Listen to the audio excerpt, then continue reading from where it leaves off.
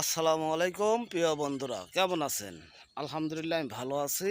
আপনাদের আজকে একটা গাছ দেখাবো, সেই গাছের কি কি কাজে লাগে।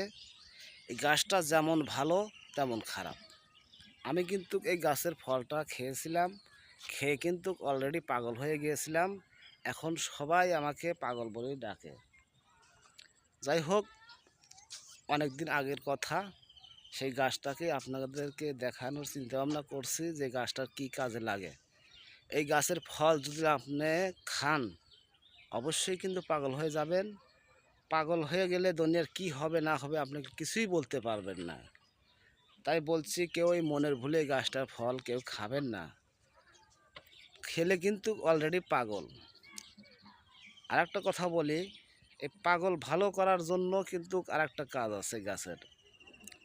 এই গাছটার শিকড় যদি আপনি উঠাইয়া যদি ছেঁচে ওই রোগীকে খাওয়াতে পারেন, তাহলে কিন্তু অবশ্যই সে পাগল থেকে ভালো হয়ে যাবে।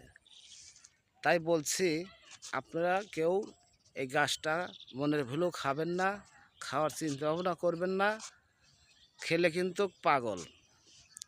যাই হোক, আপনাদেরকে সচেতনমূলক এই ভিডিওটা করলাম, দেখালাম।